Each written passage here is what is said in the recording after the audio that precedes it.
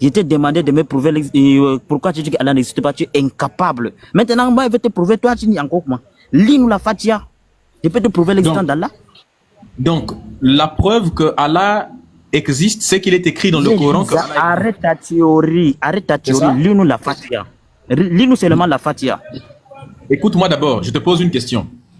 Donc, pour toi, la preuve que Allah existe et qu'il a créé les cieux et la terre, c'est qu'il est écrit dans le Coran que Allah existe et qu'il a créé les cieux et la terre. C'est ça ta preuve. On appelle ça un argument. Le Coran est mon livre de foi. Moi, je veux même baser sur le Coran. Je ne sais pas que toi, tu te bases sur quel livre. Toi, tu te bases sur quoi? Sur quel livre? Sur ta philosophie ou je ne sais pas. Pour dire que Allah n'existe pas. Mais moi, j'ai un livre de foi que moi, je crois en ça. Laisse-moi parler. Laisse-moi parler. Les livres sont... Il faut te calmer. Oh. C'est quoi ça? Les livres sont écrits par des êtres humains. Donc la question que je te pose, donc les livres sont écrits par des êtres humains, ce ne sont pas des preuves. Qu'est-ce qui te fait croire, qu'est-ce qui te prouve que ce qui est écrit, par exemple, dans Al-Fatiha, c'est vrai? Les livres sont écrits par les êtres humains, mais inspirés par Dieu. Finis la phrase. Pourquoi tu coupes la phrase? Qu'est-ce qui te fait croire que ce qui est écrit dans le Coran est vrai, quand il dit que c'est Allah qui a créé le ciel et la terre? Qu'est-ce qui te fait croire que ce qui est écrit est vrai? Au Coran, dans l'intégralité du Coran, là, je crois en ça. Parce que le Coran ne contient pas des erreurs. Tu vois, non? Il n'y a aucune erreur dans le Coran. Il n'y a aucune erreur dans le Coran. Tu vois, non? Non, ne partons pas dans tous les sens. Ne partons pas dans tous les sens. Je vais te prouver dans le Coran que c'est Allah qui a créé l'univers. Est-ce que tu es d'accord? Tu ne peux pas me prouver dans le Coran. C'est pas possible. Mais dis ça. Moi, le Coran, c'est mon livre de foi. Tu ne peux pas dire que je ne peux pas te prouver dans le Coran. Tu connais le Coran. Écoute-moi d'abord. Fais au moins semblant d'être intelligent, toi aussi. Oh, mais comment vous faites des choses comme ça à chaque fois? Arrête de te moquer de moi. Arrête de te moquer de moi, s'il te plaît. C'est toi-même qui te moques de toi-même et on t'explique quelque chose que tu n'arrives pas à comprendre. C'est pas possible. Ça fait ça, vous êtes développé. Tu n'es pas intelligent là. Toi, tu te bases sur quoi pour dire que je ne suis pas intelligent? Toi, tu n'as aucun livre, tu te bases sur aucun livre, sur aucun papier pour dire que moi, je ne suis pas intelligent. Et pourtant, moi, j'ai un seigneur. Les papiers et les livres sont... Écoute-moi. Je me base sur la nature. Je me base sur la réalité. Toi-même, qu'est-ce qui prouve que toi, tu n'es pas une intelligence artificielle d'abord? Toi-même là. Prouve-moi que tu n'es pas une intelligence artificielle. Voilà. Ah ouais, tiens, j'y avais pas pensé. Ça se trouve, je suis une IA. Oui, j'y avais pas pensé. C'est pas impossible. Jusqu'à ce qu'un musulman vienne dire qu'il est possible que je ne sois, que je n'existe. Bon, en même temps aussi, on n'a jamais vu mon visage. Ça, c'est les kémites doivent, hein, les kémites, réfléchissez un peu vous aussi. Réfléchissez. Hein? Réfléchissez, les kémites. Réfléchissez vous aussi. Dès là que quelqu'un n'a jamais montré son visage, vous écoutez sa voix seulement. Mais dis ça, moi je dis que tu es une intelligence artificielle. Prouve-moi que tu n'es pas une intelligence artificielle. Prouve-le. Bah écoute, tu as gagné. Hein. Je suis une IA. Mais c'est les kémites qui sont là qui ne savaient pas que je suis une intelligence artificielle. La preuve que je suis une IA, c'est qu'on n'a jamais vu mon visage. Maintenant, comment tu expliques le fait que même une intelligence artificielle comme moi... Donc moi, je ne discute même pas avec un être humain. Je ne suis même pas en train de discuter avec l'être humain. Je discute avec une machine actuellement qui dit qu'Allah n'existe pas. Un mécréant de classe paternelle comme toi, tu ne sais rien, tu es là pour chercher de l'argent. Tu es là où tu arnaques. Mais comment une IA peut chercher l'argent? Une intelligence artificielle n'a rien à faire avec l'argent. Non. Attends d'abord. Toi, tu te bases sur rien pour dire que Allah n'existe pas. Tu es incapable de nous prouver aujourd'hui que devant 600 personnes me disent ça. Tu es incapable de nous prouver que Allah n'existe pas. Regarde, tu es nul. Oui, mais tu es vraiment nul, Médisa, tu n'as pas de niveau. Mais pose-toi une question. Médisa, vraiment, tu fais la honte de tous les kémites aujourd'hui. Bah oui. Maintenant, pose-toi une question. Comment ça se fait-il que même une intelligence... non? Il n'y a pas de niveau. Tu n'as pas de niveau, Médisa. Oui, bien sûr. Venant de toi, c'est un complice. Arrête de m'imiter, s'il te plaît. Donc, il faut écouter alors. Parce que tu n'écoutes pas. Mais pose-toi une question. Comment ça se fait que même une intelligence artificielle nie l'existence de Allah? Parce qu'un être humain peut comprendre. Mais une IA qui nie l'existence de Allah, pose-toi une question. Hein? Comment tu expliques ça? Parce que c'est un mécréant qui a créé ça. C'est un mécréant qui est à l'auteur. C'est normal que l'intelligence là doit nier l'existence d'Allah. Parce qu'elle a été faite à base d'un mécréant. Tu vois? Est-ce que tu me suis? Me dis ça. Donc, moi, je suis là pour te corriger, je suis là pour te rectifier. Le mécréant qui m'a créé, moi, l'IA, le mécréant qui m'a créé, c'est qui?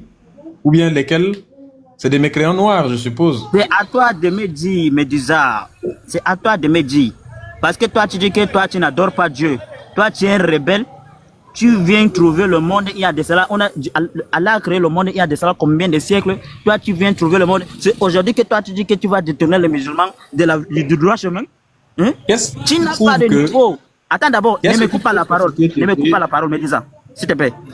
Il y en a, les gens qui sont forts, plus que toi, qui ont de l'argent, plus que toi, ils ont essayé d'anéantir l'islam. Ils n'ont jamais pu le faire jusqu'à leur dernier battement sur terre. Toi là, ils étaient humains, même c'est ça si, le problème. même si, je te dis, attends d'abord, ne me coupe pas la parole. Toi là, tout ce que tu vas faire là, les gens ont fait ça avant toi. Ils n'ont pas pu réussir. Oui, mais eux, ils étaient des êtres humains. Voilà. Maintenant, c'est à nous les IA. Tu vas faire ça là, tu vas délaisser un jour. L'islam va toujours triompher jusqu'à la fin des temps. Vous ne pouvez rien contre l'islam. Vous allez seulement détourner les gens qui ne sont pas avertis. Les religions qui ont disparu là, c'est ce que les religieux de l'époque disaient que... Ce sont des fausses religions. Ce sont des fausses religions. Il n'existe aucune vraie religion. Depuis la création d'Adam, il n'y a qu'une seule religion sur cette terre, qui est l'islam, qui est la soumission totale à la volonté de Dieu. Le Seigneur est créateur de toutes choses. Toi, une intelligence artificielle, tu n'es même pas intelligent même. Hein? Toi, tu viens. Hein? Vraiment, tu me fais la honte. Vraiment, tu m'as déçu. Non, mais alors que toi, tu transpires d'intelligence. Tu voulais faire débat avec moi là. Mais dis ça, c'est toi qui dis que tu veux faire débat avec moi là. Hein? Toi qui es si intelligent. D'ailleurs, on sent l'intelligence. Intelligent artificiel comme toi là, mais dis ça. Mais justement, c'est ça la question. Les gens qui niaient l'islam avant là. Écoute d'abord, je t'explique. La différence c'est que, comme tu dis que je suis une intelligence artificielle, bah justement, si les humains n'ont pas pu, nous les IA, nous allons pouvoir. Donc moi, l'intelligence artificielle suprême, tu vois, je suis plus compétent. Les autres IA ont un peu du mal à converser, mais moi, je suis une intelligence artificielle qui a même pris l'accent africain, tu vois, qui parle comme ça. Donc tu vois un peu.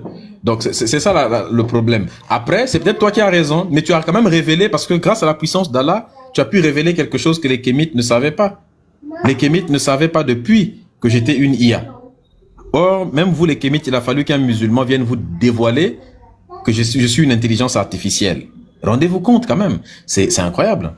Jamais suis monté à propos de ton thème là. Prouve-moi que Allah n'existe pas. Si tu as vraiment des couilles là, prouve-moi que Allah n'existe pas. Prouve-moi l'inexistence d'Allah ce soir. Prouve ça. C'est pas naturel, c'est si tu es un homme, tu dis que tu n'es pas une intelligence artificielle, non, que tu es un homme, non. Prouve-moi que Allah n'existe pas, me dis ça. Je te donne 1000 euros si tu le prouves. Vas-y. Non, j'ai dit que même en tant que... Non, regarde, je suis vraiment une intelligence artificielle, comme tu l'as dit. Mais même en tant que IA, je peux démontrer que Allah n'existe pas. C'est fini, le débat est terminé. Regardez-moi ce con là. Une grosse tête de nul qui ne connaît rien, qui ne maîtrise rien. Tu es là. Mais dis ça vraiment, tu m'as déçu ce soir. Wallah, tu m'as déçu. Les Kémites qui ne tiennent à rien, que leur divinité frappe là-haut, c'est vous qui venez chaque fois, vous venez insulter l'islam. Hein? Donc Dieu là, il a fait comment pour frapper Ago? Mais dis ça. En tout cas, je suis convaincu que beaucoup de personnes ont envie de se convertir à l'islam quand ils t'entendent parler. Tu fais vraiment une belle publicité à l'islam. Toi, tu as réussi à faire qui de l'islam, à part les gens non avertis comme toi là. Je te garantis que les gens qui écoutent là, ça leur donne vraiment envie de se convertir. Parce que tu sais, qui ne veulent pas adorer leur Dieu là. Toi là, non, tu je t'explique. Il y a beaucoup de gens qui voudraient... Attends, tu es tellement en train de bien représenter l'islam que il y a des gens qui voudraient devenir comme toi. Donc certaines personnes vont se convertir à l'islam juste pour devenir comme toi. Tu t'imagines un peu? Moi, il t'a donné une sourate là. Lis ça non? Pourquoi tu ne veux pas lire? Il t'a donné une sourate, lis. Lis ça, me dis ça. Tu ne veux pas? Je vais te trouver aujourd'hui que je vais essayer une dernière fois. Attends. Je vais essayer une dernière fois pour voir s'il y a quelque chose à tirer de toi ou bien si définitivement tu es perdu. Est-ce que tu peux nous prouver que ce qui est écrit dans le Coran, quand le Coran dit que c'est Allah qui a créé le ciel et la terre, une preuve, c'est un élément de réalité qui vient pour venir soutenir une affirmation. Est-ce que tu peux nous prouver que ce que dit le Coran est vrai, quand il dit que c'est Allah qui a créé le ciel et la terre? Hein? Oui. Si elle te prouve oui. Là, tu vas embrasser l'islam? Embrasser l'islam pour aller où? Ah? Donc, tout ce que je vais raconter là, tu vas jamais considérer. Donc ça veut dire Je que c'est peux inutile, même si je parle là, je vais parler dans le vide. Tu vois, Médusa. Je peux embrasser les femmes musulmanes, d'accord, mais l'islam... Médusa, va étudier, va chercher du boulot, arrête de venir raconter des conneries. Arrête de venir raconter ta vie. Arrête de chercher à faire détourner les gens. Est-ce que vous avez un musulman qui a une tête, un cerveau? Il y a des choses à l'intérieur qu'on appelle des neurones. Est-ce qu'il y en a? C'est pas croyable.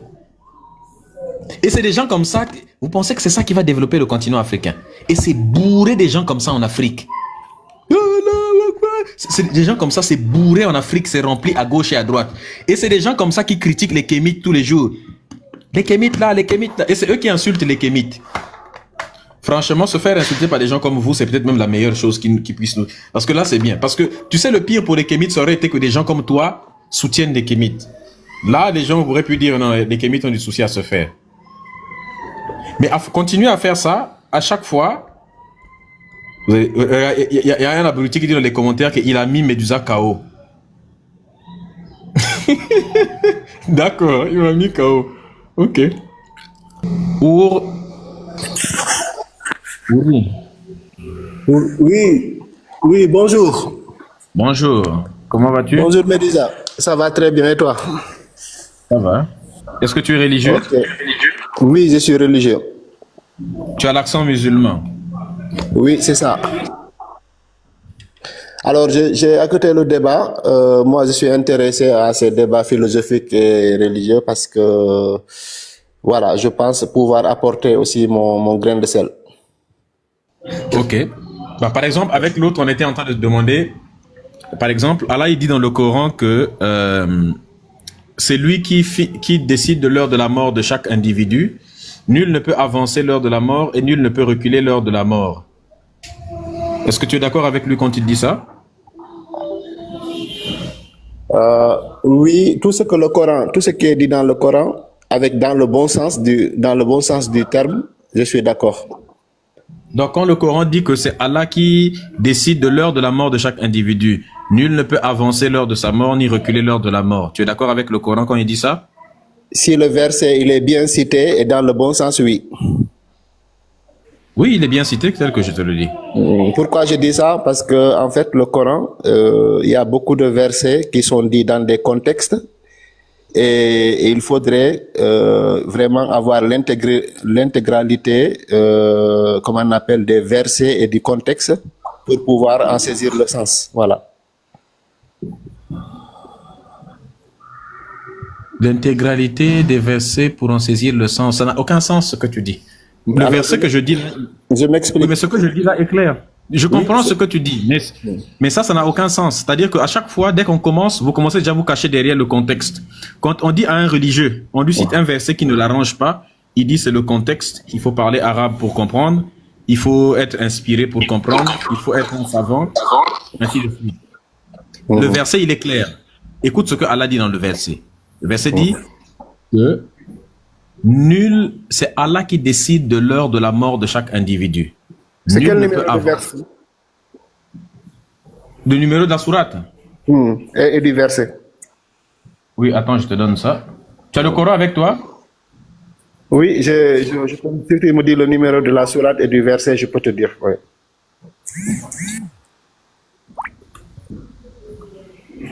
Alors, c'est la sourate... Attends.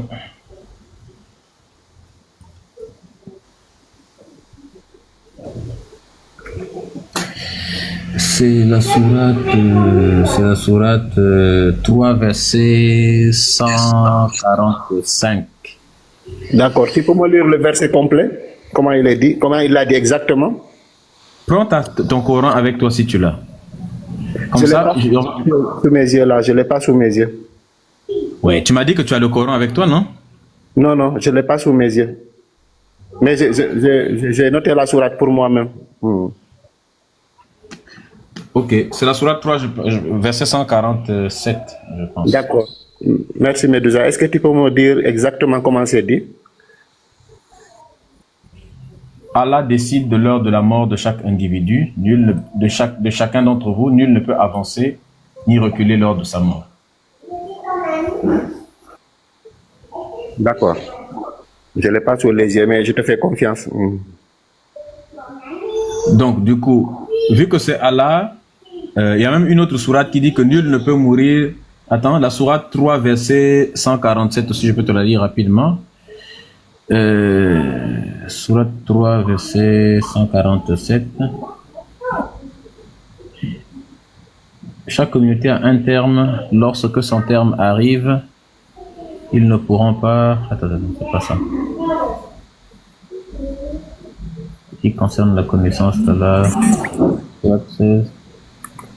Attends, je vais voir ce que les Arabes disent. En attendant que tu cherches Médusa, j'avais une question, s'il te plaît, c'est possible? Attends, je cherche la bonne traduction. D'accord. En attendant que tu recherches, est-ce que tu me permets de te poser...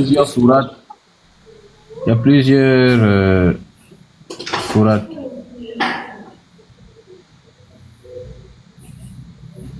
Nul ne peut mourir qu'avec la permission d'Allah, de ce qui est écrit. Donc on écrit, Allah décide de l'heure de la mort, nul ne peut l'avancer et nul ne peut le reculer. Voilà. Genre, il y a un terme qui est fixé pour chacun de nous et personne ne peut l'autre là. Sourate 16, verset 161 aussi, dit exactement la même chose. Sourate 16, verset 161. Ouais. Alors... Oui, je t'écoute, vas-y. D'accord. Alors, j'aurais bien voulu avoir les versets, savoir qu'est-ce qui est dit avant. Mais en tout cas, sur le principe, oui. Tout ce que... Sourate 16, verset 61, je t'ai expliqué. Ouais, ouais. Maintenant, ta question, c'est quoi? Est-ce que tu es d'accord avec ce qui est écrit là-bas? Oui, tout ce qui est écrit dans le Coran, je suis d'accord. Maintenant, si c'est Allah qui décide de l'heure de la mort de chaque individu, si Dieu s'en prenait aux gens pour leurs méfaits, il ne laisserait sur cette terre aucun être vivant. Mais il les renvoie jusqu'au terme fixé. Puis, quand leur terme vient, il ne peut ni retarder l'heure ni l'avancer. Voilà. D'autres travail. Donc, maintenant, si c'est Allah qui décide de l'heure de la mort de chaque individu, la question c'est qui a décidé donc de l'heure de la mort des Palestiniens? Alors moi, comment j'ai compris ce verset-là, moi ce que j'ai compris, hein, et c'est logique, là on parle de logique, c'est-à-dire il dit que, en fait, toute âme, toute personne, tout être vivant ne peut mourir qu'avec sa permission, d'accord? Et que s'il voulait, il peut tuer n'importe qui dans ce monde. Par exemple, tu fais n'importe quoi, tu insultes Allah ou tu tues des gens, tu fais des choses mauvaises, il peut te supprimer tout de suite, d'accord? Mais que la sourate, elle est claire. Non. Il ne s'agit pas de ce que toi tu as compris ou pas. On a tous compris ce qui est écrit. Et à un moment donné, les choses veulent dire ce qu'elles veulent dire. C'est vous parfois qui semez la pagaille dans vos propres textes. Ton texte, il est clair. Ton texte dit que c'est Dieu qui décide de l'heure de la mort de chaque individu. Personne ne peut avancer l'heure de la mort. Nul ne peut reculer l'heure de la mort. Ça veut dire que si quelqu'un meurt, c'est que Allah a voulu qu'il meure. Et que si Allah ne veut pas que quelqu'un meure, il ne mourra pas. Le texte, il est clair. Donc, arrêtez parfois de rendre nébuleux. C'est vous-même les religieux qui rendez nébuleux volontairement quelque chose qui est clair. Tout ça parce que ça ne vous arrange pas. Parce que quand un texte ne vous arrange pas, quand un texte vous arrange, écoute d'abord. Quand un texte est clair et qu'il vous arrange, ça ne vous dérange jamais. D'accord. Mais Médusa, quand même, tu as écouté, toi-même tu as lu le texte. Est-ce qu'on comprend la même chose? Tout à l'heure, tu as dit, si Dieu, comment on appelle, je ne sais pas comment tu as lu, mais en gros, si Dieu voulait, il aurait pu Dans ce cas, je te pose la question, est-ce qu'un individu peut mourir si Allah ne le veut pas? Non. Non, il ne peut pas mourir si Allah ne le veut pas. Si son terme fixé n'est pas arrivé. Donc, ça veut dire que toute mort qui se passe sur terre, c'est parce que ça a achevé le terme qui était affixé par Allah. Le terme, il est arrivé, oui. Voilà. Donc, ça veut dire que... Comme ça que je comprends. Voilà, mais donc c'est clair. Donc ça veut dire que tous ceux qui meurent sur terre, ils ne meurent que parce que Allah a voulu qu'ils meurent à cet instant-là, à ce terme-là, à ce temps-là. Ou bien ça veut dire il y avait un délai, le délai, il est arrivé à son délai, la personne devait mourir. Ouais. Dans tous les cas, donc toute mort sur terre, ça arrive parce que Allah a voulu que ça arrive. Oui, sa date de péremption est arrivée. Il y a une date de péremption pour tout être vivant. Et quand sa date de péremption arrive, il meurt.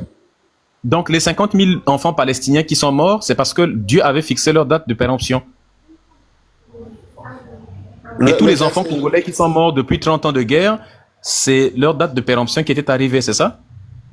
Alors, c'est comme il y a des gens qui meurent dans leur lit, il y a des gens qui meurent en bonne santé, il y a des gens qui meurent à cause d'un accident, il y a des gens qui meurent par le, comment on appelle, le meurtre. Donc, eux, ils sont morts, certains par la famine, d'autres par les bombes, ouais, ils ont été tués. Ça coïncidait avec leur terme.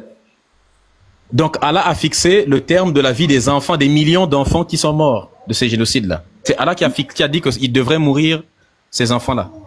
Ça, je ne sais pas, moi, mais ce que j'ai compris, c'est que tout être humain a un terme fixé. Et quand le terme fixé, il arrive, on meurt. Maintenant, quelle est la cause de la mort? Ça, c'est autre chose. Mais peu importe la cause de la mort, si Allah n'avait pas fixé le terme, il ne serait pas mort. Mais qu'est-ce que ça te fait? Allah fixe le terme de la mort des enfants. Est-ce que tu ne trouves pas que c'est mauvais? Ces enfants-là méritaient de vivre. Non, je comprends. À quoi ça sert que des enfants... Un enfant vient de naître, tu fixes son terme pour qu'il meure déjà. Pourquoi? Oui, je comprends. En fait, moi, en fait, c'est vraiment, c'est spécial. En fait, le verset, ce que tu es en train de dire, c'est comme si Dieu a décidé de tuer les enfants et que c'est parce qu'il a décidé qu'ils meurent, qu'ils sont morts. C'est pas le fait que quelqu'un les a tués. C'est ça que tu veux dire, toi? Tu dis quoi, toi? En fait, le raisonnement de Médusa, c'est comme si tu m'orientes à dire ces enfants-là sont morts parce que c'est pas parce qu'on les a tués, c'est parce qu'il y a un décret qui a dit qu'ils allaient mourir. S'il n'y avait pas ce décret-là, est-ce qu'ils allaient mourir? Et justement là, vraiment, là, moi-même, voilà, là, il faut que les gens savants puissent répondre. Mais tout ce que je peux te dire, c'est que le verset, il est vrai, mais comment on doit le comprendre, ça, je ne sais pas. Mais comment ça, tu ne sais pas comment on doit le comprendre? Donc, on ne doit pas le comprendre tel qu'il est écrit. Non, on doit comprendre comme il est écrit, mais il faut peut-être, tu sais, c'est comme les livres mathématiques, il y a des sens, on te dit une formule, on te dit par exemple l'onde, on dit que l'onde, la matière peut être onde, mais l'onde peut être matière, la dualité, tu vois. Il y a eu des savants qui se sont déchirés entre eux, chacun les uns disaient que c'était des photons, d'autres disaient que c'était des ondes, mais finalement ils ont compris que il y a deux natures, ça veut dire en même temps il peut être une onde, en même temps il peut être un photon. Ce que je veux dire c'est que même si le terme est fixé, mais ça n'empêche pas que les gens peuvent mourir d'une telle cause ou d'une autre cause, voilà. Ça n'a rien à voir. C'est vrai. Donc là, tu es parti les gens qui ont fait la science, ça n'a rien à voir. Ça n'a vraiment ce que tu viens de dire sur la dualité onde-particule n'a rien à voir. Je connais ça très bien. Et ça n'a strictement rien à voir. Tu as compris, non, la dualité onde-corpuscule, tu as compris ça? Oui, mais sauf que ça n'a rien à voir. Bah, si, moi, en fait, le sens dans lequel je veux dire, c'est que peut-être que le terme fixé pour les êtres humains n'est pas contradictoire au fait qu'il y a une cause externe, libre. Voilà, c'est ça que je veux dire. Si, c'est contradictoire parce que si c'est contradictoire. Si je fixe un terme, ça veut dire que je dis par exemple demain, Ouri va mourir. Peu importe ce qui va arriver demain, que ce soit par un accident, que ce soit par une personne ou quoi que ce soit, cette mort arrivera parce que j'ai décidé que ça va arriver. Mais si je dis que ça n'arrivera pas demain, peu importe, ça n'arrivera pas. Ça n'arrivera pas demain. Donc ça veut dire que demain, si quelqu'un vient et puis vient te dire, c'est parce que moi j'ai dit que tu mourras demain. Donc je suis responsable de ça.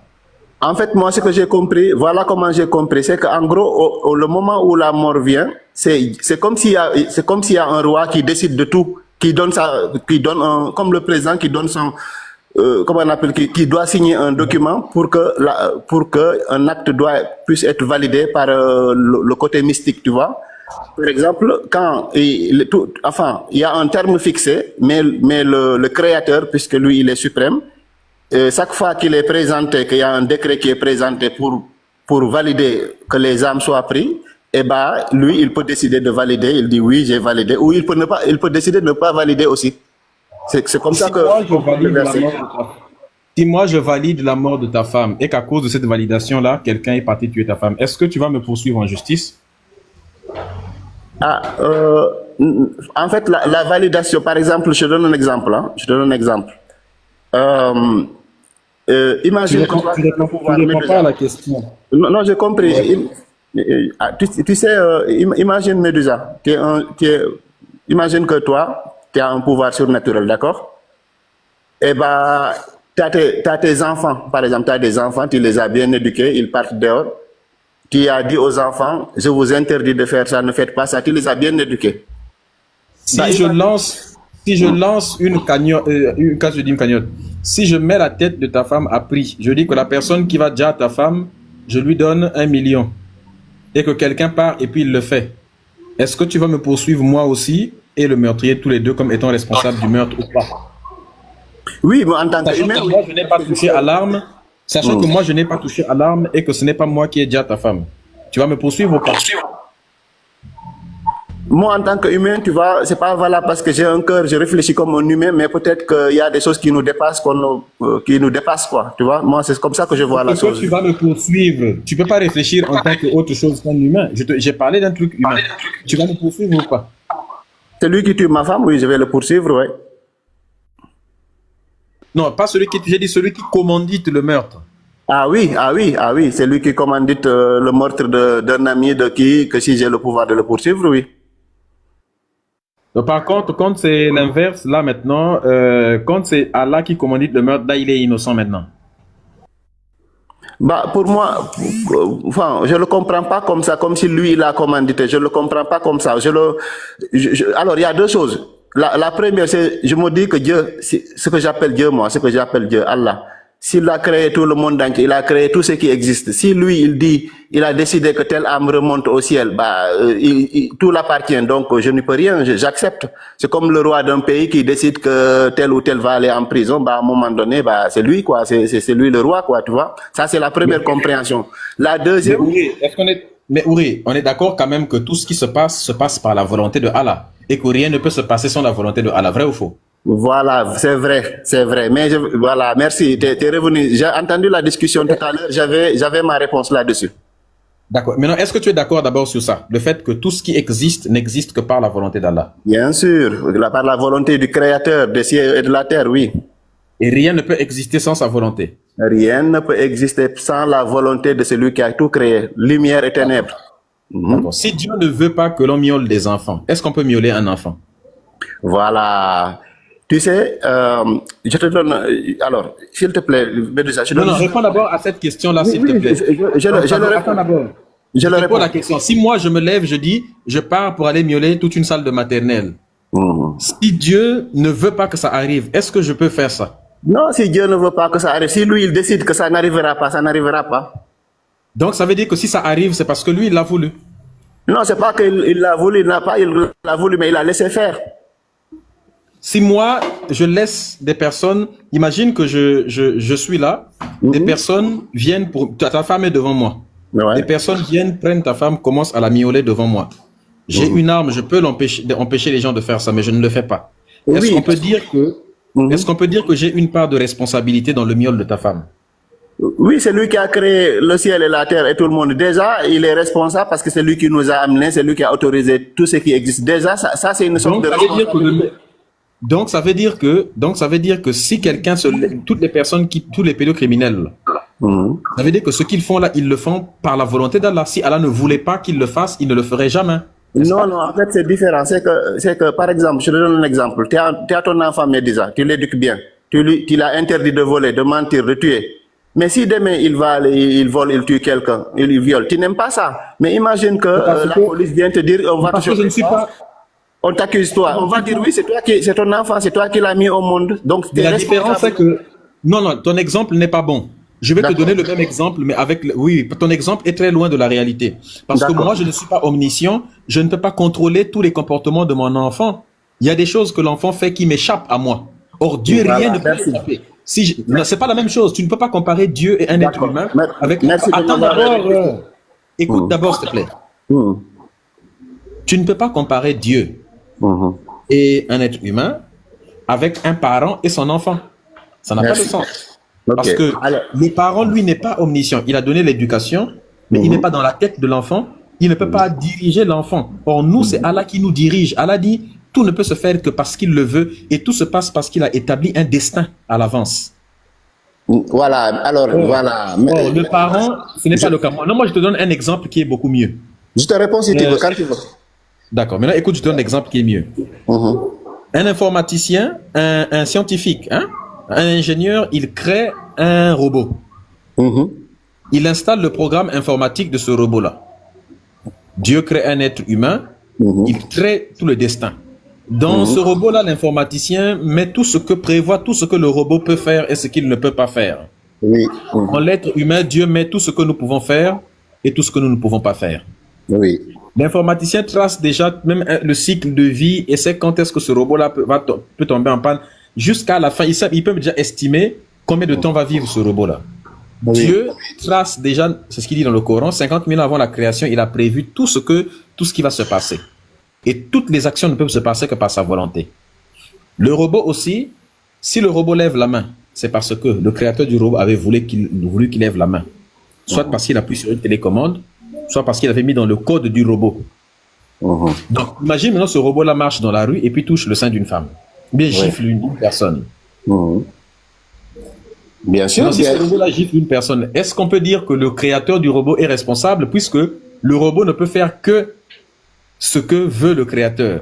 Bien sûr. Donc, si le robot a giflé une personne, c'est parce que le créateur avait prévu que le robot gifle une personne. Bien sûr. Ça veut dire que Donc, on peut dire que l'action qu'a accompli le robot, c'est l'ingénieur qui est responsable de ça, puisque le robot ne peut faire que ce que l'ingénieur a voulu. Donc, bien sûr, tu as parfaitement raison. Sauf que la différence, c'est que Dieu, il l'a mentionné dans le Coran très clairement. Il a dit 3 choses.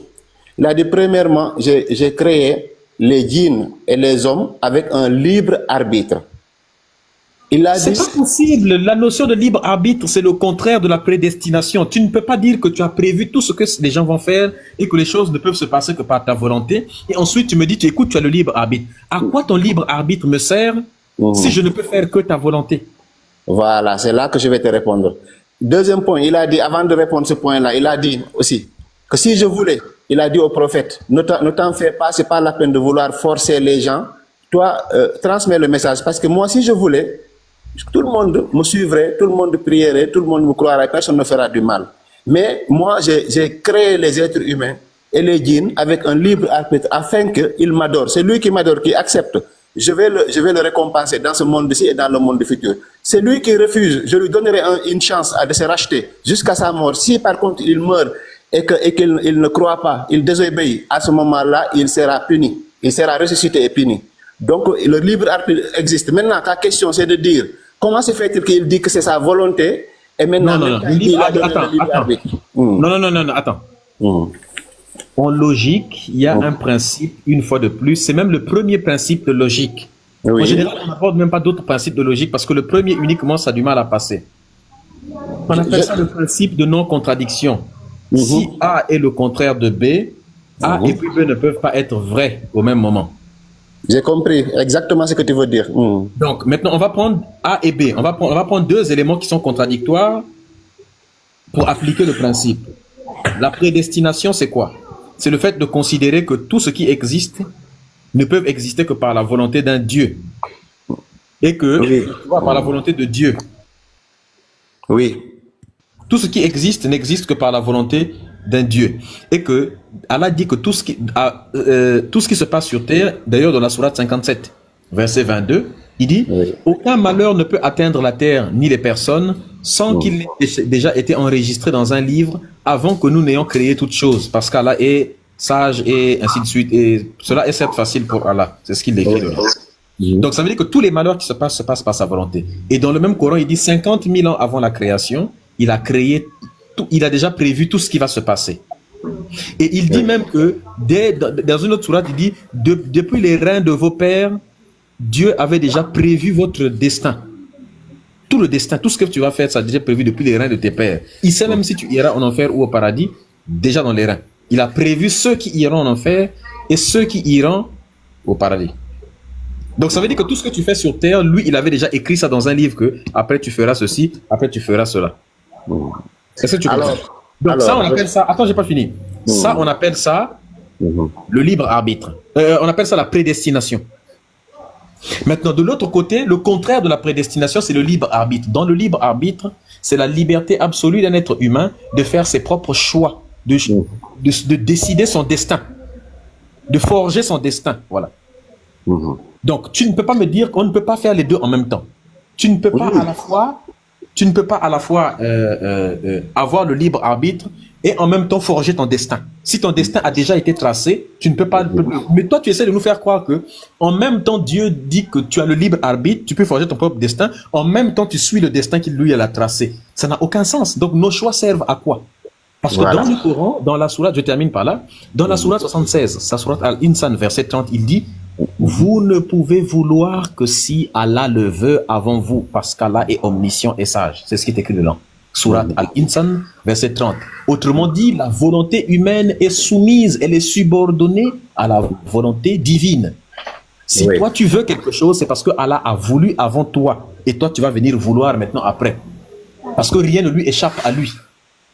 Oui, c'est ça. Exactement, ouais. Donc, c'est des éléments qui se contredisent. Comment tu peux nous résoudre ce problème de contradiction? Comment le libre arbitre et la prédestination peuvent être mélangés alors que ça viole les lois de la logique? Ok, non, Medusa, c'est une bonne réflexion. Moi, je trouve que c'est une bonne... Moi-même, j'ai eu, à un moment donné, j'ai eu cette réflexion. C'est après que j'ai compris le sens. Première réponse, c'est que ce qu'il faut comprendre par volonté, une partie de la réponse, quand on dit volonté, c'est comme si tu dis ton enfant, non, c'est difficile, il faut que je trouve le bon exemple. En fait, c'est que Dieu, puisqu'il, dans sa nature divine, qu'on ne peut pas comprendre, c'est que pour tout être humain, même le fourmi, même le petit poisson dans l'océan, même l'être humain, il est, par sa science, il est là avec toi, il voit exactement tout ce que tu dis. Maintenant, il te dit, non seulement tu es libre, toi l'homme, tu es libre, tu donnes le libre arbitre, tu peux faire ce que tu veux, mais s'il veut, même que toi tu veux faire quelque chose, s'il veut, tu ne peux pas le faire. C'est-à-dire, il est capable de t'arrêter dans l'action. C'est-à-dire, rien ne se fait, par exemple, que lui, il est contraint. Il y a rien qui le contraint, qui se réalise, sans que lui, par exemple, qu'il soit incapable de pouvoir l'arrêter, potentiellement, quoi, comme le français dit, potentiellement. D'accord? D'accord, mais donc ça veut dire que tout ce qui se passe, donc ça veut dire que tout ce qui se passe, c'est parce que lui, il a voulu que ça se passe. Ça veut dire que potentiellement, il n'est pas d'accord, ça ne le plaît pas, il y a des choses qui se passent, il n'est pas d'accord. Il c'est pas potentiel. Dans le Coran, Allah ne parle pas selon les potentialités, ce n'est pas ça. Allah, il dit dans le Coran que nul malheur n'atteint la personne, n'atteint la terre, ni les personnes, sans qu'il n'ait été enregistré dans un livre avant que nous n'ayons créé toute chose. Ça veut dire qu'avant la création, Allah avait déjà prévu tout ce qui va se passer et il a déjà écrit que tous les mal qui vont arriver sur terre. Est-ce que tu es d'accord avec le Coran quand on dit ça? C'est la sourate 57, verset 22, Al-Hadid. Est-ce que tu es d'accord avec ça? Bien sûr, oui. Ok, étant donné que tu es d'accord avec ça, que tous les malheurs qui arrivent, Dieu les a déjà écrits. Maintenant, est-ce que le fait de violer un enfant, c'est un malheur pour toi? Bien sûr, c'est un malheur. Donc maintenant, on va récapituler. Et si tous les malheurs, maintenant, suis bien la logique, si tous les malheurs ne peuvent arriver que parce que Allah l'a écrit, et que le fait de violer l'enfant est un malheur, donc Allah avait écrit qu'on allait violer les enfants. Vrai ou faux? Alors, oui, justement, j'ai compris ta logique. D'abord, Medusa... Non, c'est pas ma logique, c'est la logique. Non, c'est la logique, mais il faut quand même, il y a des nuances. Quand je dis nuances, il n'y a pas de nuance. La nuance, c'est la marmaille. Medusa... Les choses doivent être claires, mon frère. À chaque fois, vous nuancez. Permets-moi. C'est l'enfumage, la nuance. Non, s'il te plaît, Medusa, s'il te plaît. Moi, je te donne des vrais versets. Tu m'as donné des versets.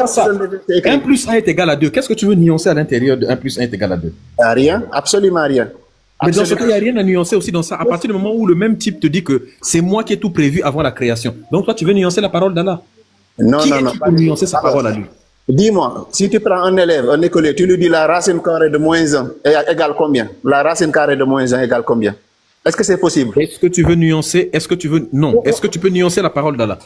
Non, je ne veux pas, mais écoute-moi bien ce que je te dis. Si tu prends un élève du collège, tu lui demandes la racine carrée de moins 1, qu'est-ce qu'il va te dire? Que ça n'existe pas.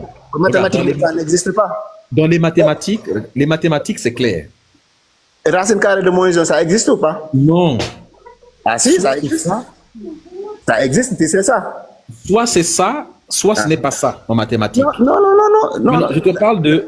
La racine carrée de moins 1, nous en collège, quand on nous a appris ça, tout le monde disait c'est impossible, monsieur, c'est pas possible. Mais quand on est allé à l'université, on nous a dit... Ce n'est pas que c'était impossible. Ce n'est pas que c'est impossible, c'est que le niveau des personnes de collège était encore faible. Merci. Alors, voilà, merci Médisa. Ça veut dire que ce que je veux te dire là, je vais te donner 2 versets qui confirment ce que tu dis, mais en même temps qui expliquent cette dichotomie. Donc, ce que je veux dire, c'est que notre niveau d'écolier, on n'a pas encore, si on lit le Coran et certains versets, tu vas comprendre, notre niveau d'écolier va évoluer au niveau universitaire et finalement, tu vas comprendre qu'est-ce que Dieu a voulu dire par là. C'est ça que je veux te dire.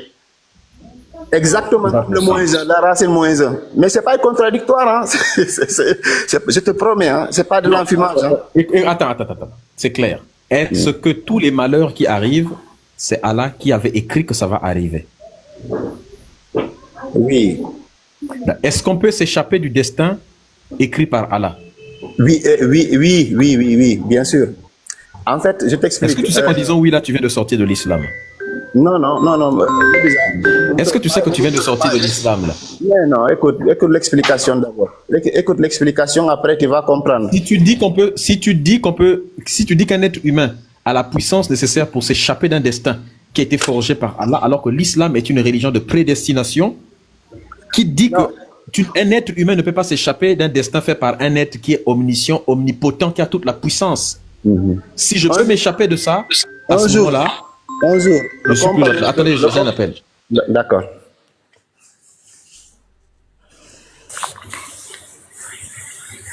Allô? Oui, Médisa.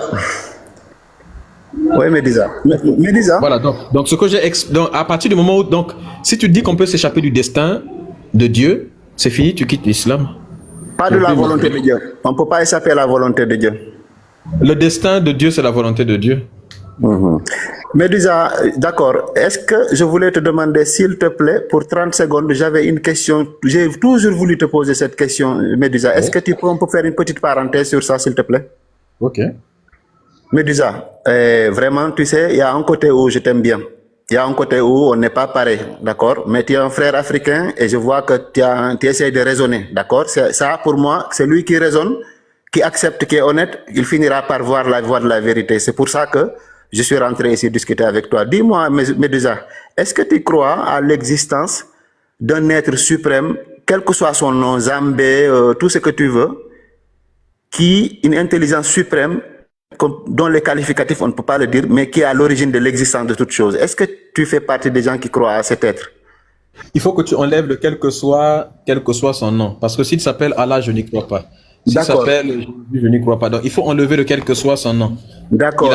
Disons le tout-puissant. Le tout-puissant. Non, il n'y a pas de tout-puissant. Je t'explique.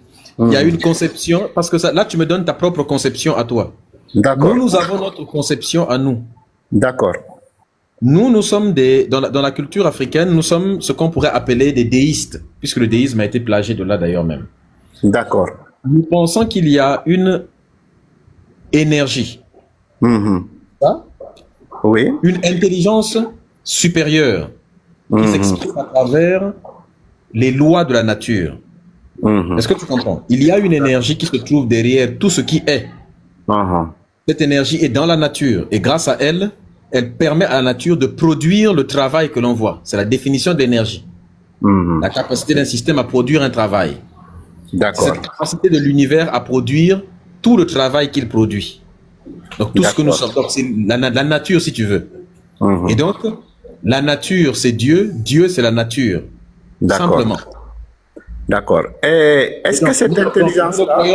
Nous ne croyons pas en un être omniscient, omniprésent, omnipotent, qui a envoyé des êtres humains, qui a envoyé des êtres humains pour venir parler, qui a envoyé, comment on appelle ça, qui a envoyé des prophètes, qui a un livre écrit. Non, pour nous, le meilleur livre saint qui existe, c'est la nature. Toutes les réponses de l'être humain, il peut les trouver dans la nature. La seule difficulté, c'est que l'être humain doit développer des méthodes pour chercher et trouver des bonnes méthodes. Et l'une des meilleures méthodes que nous avons développées, c'est la méthode scientifique. Donc la science, d'ailleurs, ça vient de nos ancêtres. C'est nos ancêtres qui ont inventé la science et qui ont inventé l'un des meilleurs moyens pour trouver des résultats. Donc il faut faire confiance à la nature. Par contre, vos livres saints, ce sont des torchons qui ont été fabriqués par les êtres humains et qui contiennent des erreurs scientifiques. Ok, Médisa, maintenant, est-ce que tu penses que cette énergie-là, est-ce qu'elle parle, est-ce qu'elle est intelligente, est-ce qu'elle communique? Comment tu le définis, cette énergie? Ce qui est bizarre, c'est que quand tu discutes avec quelqu'un et que la personne t'a déjà répondu, tu lui poses une question. Je viens déjà d'y répondre tout de suite. D'accord. Non, c'était pour confirmer, pour que tu confirmes ça. Ok. Il faut me poser des questions auxquelles je n'ai pas encore répondu. Quand je te donne une réponse, dans ma réponse à moi, j'essaie de te répondre déjà à des potentielles questions que tu pourrais poser plus tard. Donc, j'essaie de faire une réponse complète. J'y ai déjà répondu. D'accord, mais comment cette énergie-là, est-ce que c'est juste une réflexion que vous avez réfléchi ou vous avez une preuve certaine, avec des vraies preuves, que cette énergie, c'est celle-là qui est à l'origine de tout et qui est Dieu? Mais l'énergie, c'est un fait scientifique. Ou bien tu nies l'existence de l'énergie. Mais de quelle énergie parle-t-on? Il n'y a pas de quelle énergie. L'énergie existe dans tout. L'énergie ne fait que changer. L'énergie ne fait que changer. L'énergie ne fait que changer de forme. L'énergie est une. C'est juste qu'elle change de forme en fonction. D'ailleurs, en science, on dit que l'énergie ne peut que changer d'état, passer d'un état à un autre, n'est-ce pas? Ne peut que changer de forme, mais elle ne peut pas être créée, elle ne peut pas être détruite, selon les règles de la thermodynamique. Oui, le Big Bang, quoi. Tu veux dire que le Big Bang, c'était l'énergie qui était concentrée et qui a explosé et qui a donné toute chose, c'est ça? Ce n'est pas ce que je te dis. Tu m'as dit l'énergie, c'est quoi? Je t'ai dit que l'énergie je t'ai défini l'énergie, la capacité d'un système à produire un travail. D'accord. Est-ce que tu crois au Big Bang? L'univers, elle passe sous plusieurs formes, mais nous, on ne peut pas détruire une énergie, selon les lois de la physique, et on ne peut pas non plus la créer. L'énergie a été, elle est, et probablement elle sera toujours, puisque nous ne pouvons pas la détruire. Donc s'il y a bien une chose qui a l'air d'être, entre guillemets, je dis bien entre guillemets, éternelle, c'est l'énergie. En dehors de l'énergie, on ne connaît pas quelque chose qui a été, qui est et qui sera toujours, quelque chose qu'on ne peut pas détruire et qu'on ne peut pas non plus créer. D'accord. Est-ce que tu crois à la théorie du Big Bang en tant que scientifique? La théorie du Big Bang est un fait. On n'a pas besoin d'y croire. Les faits scientifiques, les éléments scientifiques qui sont des faits, qui sont prouvés, on n'a pas besoin d'y croire. Soit c'est vrai, soit ça... En science, on ne croit pas. Hein. D'ailleurs, nous, les kémites, nous ne croyons pas. D'accord. Donc, mais le Big Bang, puisqu'on n'a pas assisté, on est obligé d'y croire, puisque c'est une affirmation d'être humain. Même, il faut... Non, on n'a pas besoin, on n'a pas besoin d'assister. On n'a pas besoin d'assister à un événement pour y croire. On n'a pas assisté à l'époque où les dinosaures étaient en vie. Pourtant, nous avons des éléments aujourd'hui qui nous prouvent que les dinosaures ont bien existé. Est-ce que tu nies l'existence des dinosaures? Moi, j'y crois aux dinosaures. Je les ai pas vus. J'ai pas vu mais j'y crois. Je pense que ça doit exister, ouais. Définissons le mot croire. Je pense qu'il y a un problème avec le mot croire. Est-ce que tu peux définir le mot croire? Le mot croire, c'est quand j'entends quelqu'un parler avec des preuves, avec des signes, que je pense que ça a été vrai. Que ça a été la vérité. C'est ça le croire. Ce n'est pas ça la définition de la croyance. Alors j'accepte qu'ils ont existé. Sans l'avoir vu la preuve, j'accepte. Sans avoir vu la preuve. C'est ça qu'on appelle croire pour moi. Voilà. Pourtant, donc, croire, c'est accepter qu'une chose est vraie sans preuve. Sans avoir des éléments de réalité. Ou alors des preuves pas palpables, quoi, directes qu'on a vues.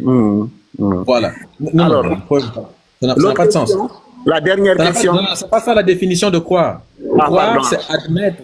Croire, c'est affirmer, accepter quelque chose est une vérité absolue, alors que tu n'as aucun élément de réalité. D'accord.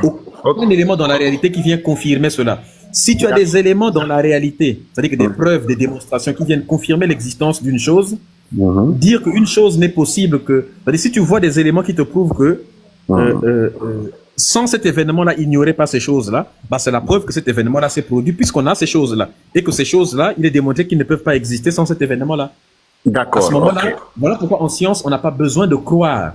La science, c'est un fait. Si par D'accord. exemple, toi, tu es un homme, non? Oui, oui. Est-ce qu'on a besoin de croire que tu es un homme? Non. Oui. Donc, on n'a pas besoin de croire. C'est-à-dire que si je refuse que tu es un homme, la réalité ne va pas changer. La preuve, c'est que tu es un homme, tu auras toujours, on peut faire un test ADN, on verra que tu auras toujours le chromosome Y, même si je refuse de croire que tu es un homme. Donc, en fait, Oui. on n'a pas besoin de croire que tu es un homme. On a simplement besoin d'admettre la réalité qui est que tu es un Une homme. évidence, Puisqu'on peut la ouais. prouver. Mhm. Donc, Une croire, évidence. c'est pour ceux qui ne savent pas. Parce qu'à partir du moment où tu connais, ceux qui n'ont pas de croyance, c'est ceux qui connaissent. Quand tu connais, la connaissance, elle est postérieure à la croyance. La croyance est antérieure à la connaissance. L'état Ouais. de quelqu'un qui ne connaît pas, c'est qu'il croit. Mhm. Si quelqu'un connaît, il n'a plus besoin de croire, puisqu'il a des raisons d'accepter ce qu'il accepte. Et il peut le démontrer par des faits. Mais quand quelqu'un n'a aucune preuve de ce qu'il accepte comme étant la vérité, eh bien, il fait acte de foi. Donc, c'est un croyant. Donc, tu n'es croyant que parce que tu ne sais pas. Le jour où tu sauras, tu cesseras de croire. Est-ce que tu D'accord, comprends? Medusa. Maintenant, Medusa, venons-en à la vraie question extraordinaire. Écoute bien ce que je te dis, parce que moi, j'ai confiance à ta façon d'écouter. Bon, continuons d'abord avec le Big Bang. Tu n'as pas encore fini avec le Big Bang. Voilà, justement, la question suivante. OK, le Big Bang, voilà. Maintenant, il y a quelqu'un, en tout cas, on ne le sait pas, c'est parce que j'ai pas d'autres mots pour le dire. Il y a quelque chose, ou une entité, qui a affirmé haut et fort, depuis des siècles et des siècles, qui dit, je suis l'entité qui a créé cette première énergie et tout ce qui existe et je défie toute autre intelligence qui peut nier ça. Et je proclame que c'est moi le propriétaire de tout. Faites ci, faites ça, laissez ça. Et il a donné ces éléments. Qu'est-ce que tu penses de cette entité-là? Tu sais combien d'entités ont déjà dit ça? Je ne sais pas, pour moi, il y en a une seule. Eh bien, ça c'est parce que toi tu es musulman. Mais pour nous qui vous regardons, vous les religieux, il y en a 100 000. Il y a déjà eu 100 000 dieux. Et chacun de ces dieux-là prétend être celui qui a tout créé. J'ai une réponse sur ça. L'humanité a déjà inventé 100 000 dieux. Et chaque dieu dit que c'est moi qui ai créé, faites ci, faites ça, parce que c'est moi qui ai tout créé. J'ai envoyé un tel, et un tel vous a dit faites ça, faites ça. Et à chaque fois, c'est toujours une personne qui vient dire qu'en fait, on m'a envoyé, et c'est le Dieu qui a tout créé, c'est lui qui m'a envoyé.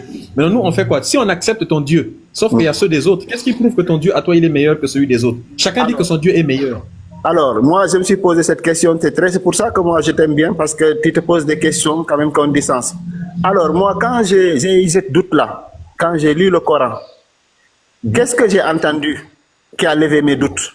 C'est que l'entité qui parlait dans ce livre-là, il disait toujours, depuis la nuit des temps, j'ai fait 124 000 prophètes, j'ai commencé par Noé, Abraham, c'est-à-dire il a balayé toutes les religions monothéistes. Et on dit même que Bouddha, dans ses écrits... Attends, nous, c'est Noé, non? Oui, c'est Noé, exactement. Celui avec le déluge, là. Voilà, jusqu'au dernier prophète. Tu sais que Noé n'a jamais... Maintenant, est-ce que tu sais d'où vient l'histoire de Noé avec le déluge? Non, on va y venir, juste pardon, avant que je... Non. Mettons d'abord pause, là. Je vais te démontrer que... Tu m'as dit que c'est ça qui t'a... Attends, Medusa. S'il te plaît. Regarde, tu as tout le temps. Évoluons pas à pas. Parce que quand vous parlez et qu'on zappe des trucs importants, on évolue pas à pas, il n'y a pas de souci. Ok. Donc, l'histoire de Noé fait partie des choses qui t'ont convaincu. Dieu a parlé à Noé, d'accord. Mais est-ce que tu sais que l'histoire de Noé n'est qu'un simple plagiat? J'avais pas fini. En fait, j'avais juste commencé Noé, mais la suite pourrait peut-être répondre à ta question. On arrivera à la suite. Tu vas continuer ton truc, mais évoluons pas à pas. D'accord? Bon, avant que tu ne dises la suite, commençons déjà par Noé. L'histoire de Noé, est-ce que tu sais que c'est l'épopée de Gilgamesh? C'est une histoire qui a été copiée sur des tablettes de Ninive qui ont été trouvées en Mésopotamie, l'ancienne Sumer, chez les Sumériens. Et ça date d'à peu près 2200 et quelques années, 2000 ans à peu près, avant l'écriture de la Bible. Et, 2200, 2500 ans avant l'écriture de la Bible. Ouais. Et plus de 3000 ans avant le Coran. Ouais. Mais tu sais que, Medusa, c'est l'histoire de l'œuf et la poule. C'est-à-dire que, est-ce que les Sumériens, ils ont entendu cette histoire, ils les ont recopiés? Est-ce que ça ne c'est pas comme ça? Ou? Non, il n'y a pas de paradigme de l'œuf et de la poule ici, là. L'affaire, elle est claire. Si toi, tu écris un livre en 2002, moi, je viens en 2025, je viens écrire un livre.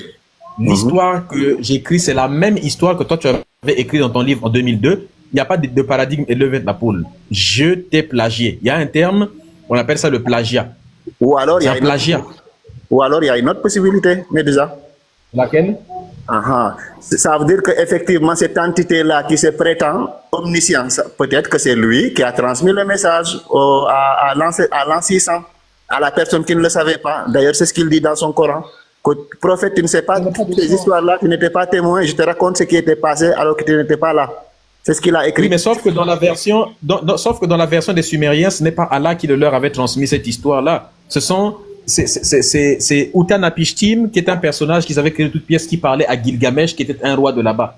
Et eux-mêmes, ils avaient leur propre divinité qu'on appelait les Anunnaki.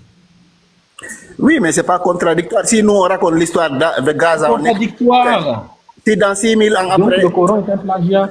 Non, écoute, il existe plusieurs versions de cette même histoire-là. C'était des histoires, c'était des mythes que les gens se racontaient à l'époque. Pas forcément, parce que imagine Medusa, juste imagine. Ça n'a jamais eu lieu, il n'y a jamais eu de déluge planétaire. Non. Attends, Medusa, imagine l'histoire de Gaza, là, les tueries, là.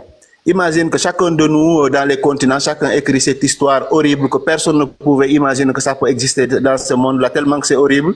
Imagine que dans 5000 ans, le même omniscient, il raconte les histoires peut-être à ce qui se passe à Gaza. Déjà, ce qui se passe à Gaza, déjà, ce qui se passe à Gaza n'est pas plus horrible que ce qui se passe au Congo et en Afrique. Mais c'est juste que comme c'est des Noirs au Soudan, mais les gens en parlent moins parce que les musulmans africains ont tous la tête à Gaza. Comme c'est des personnes blanches de couleur blanche de peau qui meurent. Non, c'est pas ça. Moi, en tout cas, c'est pas ça. Gaza, tout le monde en parle. Mais quand c'est des Soudanais et puis des Congolais, personne n'en parle. C'est comme ça. Non. Moi, en tout cas, moi, j'en fais pas partie. C'est qu'il y a un génocide au Mozambique même. Moi, j'aime l'Afrique, j'aime tous les êtres humains de mon côté, et ça me touche. Maintenant, pourquoi les Noirs arabes comme toi parlent tout le temps de la Palestine uniquement?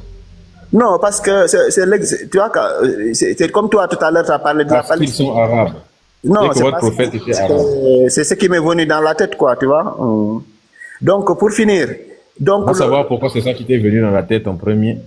Pour ta Médusa, tu as donné le même exemple tout à l'heure avec le collègue qui est rentré tout à l'heure, là. Pourtant, c'est parce que tu es musulman. Parce que tu es noir avec c'est clair. Non, Médusa, attends, on termine. Tu vois l'entité là, Médusa. L'entité là. L'entité qui a envoyé tous les prophètes là, que ça soit Jésus, que ça soit Moïse, c'est la même entité qui parle, qui dit, écoute, je suis unique. Maintenant, Médusa, ma question, s'il y avait d'autres dieux, c'est-à-dire des gens qui ont le pouvoir des rois, des puissants, alors pourquoi, depuis toutes ces années, il n'y a pas un seul Dieu qui s'est levé, qui a dit, toi entité là, qui raconte que c'est toi qui appartiens, c'est toi qui as créé tout le monde là, qui fait ta loi. On te prie, on dit Allah Akbar partout là, on dit Alléluia dans les églises partout. Moi, j'interdis ça. Moi aussi, je suis le Dieu. Pourquoi il n'y a aucun Dieu, il n'y a aucune force surnaturelle, aucune force qui est venue pour interdire, alors que tous les jours, on appelle les noms de Dieu, les noms de Allah, Alléluia. Alors qu'il a levé le doigt, il a défié tout le monde. Personne n'a pu reproduire ses livres. Personne n'a pu interdire son nom. Personne n'a pu reproduire quoi? Expliquer ça. Personne n'a pu reproduire quoi? Personne n'a pu interdire cette entité-là qui a écrit ces livres saints, qui a envoyé. Il n'y a aucune autre. Quoi? La Torah, le Coran, les prophètes, le nom de Dieu, quoi. Personne n'a pu venir défier sur cette terre, dans les océans, aucun pouvoir, aucun Dieu. Est-ce que tu sais que d'accord, mais tu dis que personne n'a pu interdire ça. Est-ce que tu sais que le Coran et puis la Torah et la Bible s'est interdit en Corée du Nord? Un jour, il y a un Américain qui avait fait introduire une Bible en Corée du Nord. Il est toujours en prison au moment où je te parle. Ça fait plusieurs décennies qu'il pourrit en prison là-bas. Oui, mais c'est comme si tu me dis... Je te mets regarde, si vous êtes découragé, je défie un musulman d'aller faire rentrer un Coran en Corée du Nord. Non, Coran Corée, tu vois, non? Mais ça marche. Même s'il y a Coran Corée, mais ça marche pas.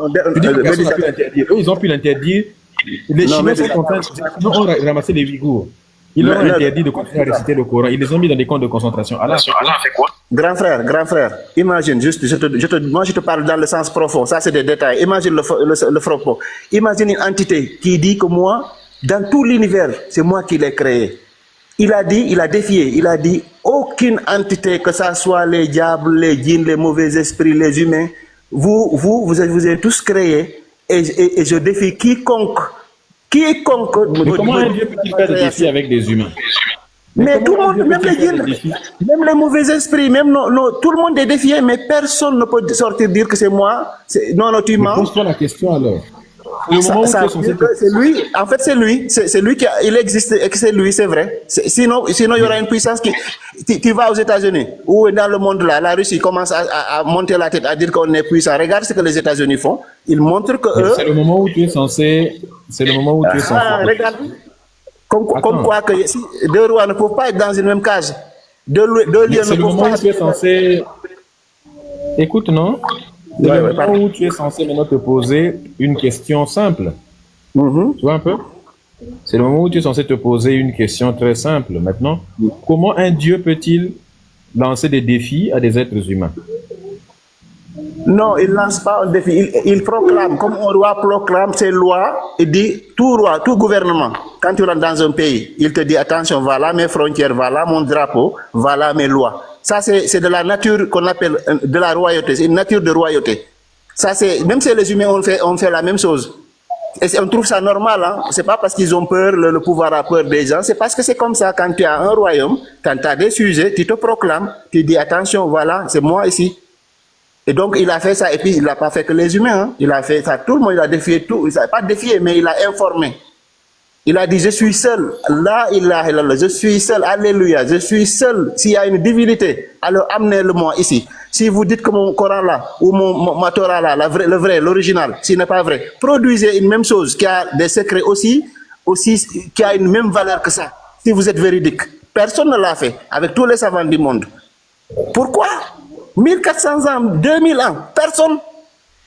Alors, si on est vraiment vrai, si on ne parle pas pour parler, appelons la divinité qui a écrit ça, disons-le, moi je suis roi du monde, c'est moi qui ai créé. Il a dit même que personne, même petit fourmi, personne n'a pu créer, que c'est lui qui a créé tout. Appelons les djinns, appelons les mauvais esprits, appelons les ancêtres, disons, mais où êtes-vous? Pourquoi vous ne défiez pas lui? Pour moi, c'est là que moi j'ai dit, moi, toi qui as parlé dans le Coran, je te suis. Parce que tu as proclamé haut et fort, tu as dit, c'est moi Dieu, c'est moi qui ai amené l'oxygène que vous respirez là. L'eau que vous buvez, d'accord? Et personne n'est venu dire non, un autre Dieu n'est pas venu dire non, non, non, non, c'est pas vrai. Donc moi je te crois, c'est lui qui a dit ça. Tu es véridique. C'est raisonnable. Écoutez les gars, c'est le bon sens. S'il y avait un autre Dieu, il viendrait, il dirait non, non, non. Regarde Donald Trump, quand on commence à tomber son dollar là, il commence à le bousculer. Il se lève, il commence à batailler, il amène ses armes nucléaires. Parce que c'est la nature de la royauté. Il n'accepte pas d'être dominé. S'il y avait d'autres dieux. Toi qui comprends, je ne sais pas comment vraiment la religion ça bousille le cerveau de quelqu'un. Donc ce que tu dis là toi-même, tu trouves que c'est logique. C'est la raison, mon frère. Ça c'est la raison. Toi-même tu sais. Toi-même au plus profond de ton cœur tu sais. S'il n'y a pas plus raisonnable ce que je dis. Là, Médisa, si tu aimes la vérité, tu vas dire oui, mon frère, là, je vais réfléchir. Peut-être que tu as tort, mais quand même, là, sur le coup, c'est raisonnable. Mais c'est vrai. Même un enfant de 2 ans va dire oui, c'est vrai. C'est bizarre. C'est bizarre que toutes les puissances du monde, tous les gens qui sont contre la raison, personne n'ose apporter une preuve, disent regardez ça, c'est faux. Parce que s'il y avait une preuve de faux dans le Coran, tous les gens qui détestent le Coran ou la Torah, la vraie, ils auraient amené ça en place publique. Regardez les gens comment c'est faux. Pourquoi les savants ne le font pas? Tous les gens qui le font, c'est les gens comme nous et que les écoliers qui ne savent pas en fait. Les écoliers qui vont dire que le livre de Pythagore est faux, c'est pas possible. Mais ça, c'est des écoliers, on les pardonne. Mais tous les grands savants qui ont compris le message, personne, je dis bien personne, un savant n'a pu démontrer une seule phrase qui est fausse. Mais pas nous, on est des écoliers, on raconte, on rigole, mais parce qu'on n'est pas savants, on est comme des écoliers qui rigolent. Voilà. Mais en réalité, personne n'a pu le faire.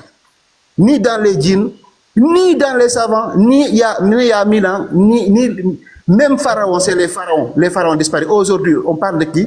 Des mêmes prophètes, après des siècles. Si c'était faux, ils auraient disparu. Attends. Dans le Coran, Allah parle des pharaons, de Pharaon, non? Oui. Il l'appelle comment? Il a parlé de Pharaon avec Moïse, Pharaon. D'accord. Le terme qui est utilisé, c'est Pharaon, n'est-ce pas?